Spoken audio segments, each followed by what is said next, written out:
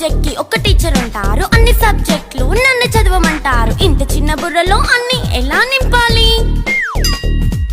Class work, home work, fair notes అంటారు. Subject కి 3 books పెట్టి బ్యాగ్ నింపుతారు. ఇన్ఫాక్ట్ నా బరువు కన్నా నా బ్యాగ్ బరువే ఎక్కువ.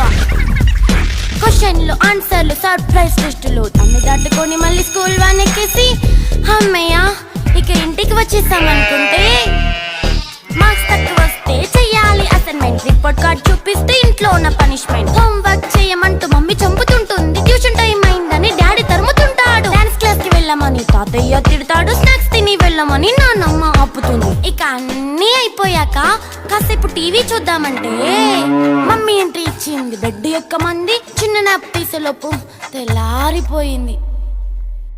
అయ్యో మళ్ళీ మొదలు ఈ స్కూల్ కష్టాలు, ఇక మళ్ళీ మొదలు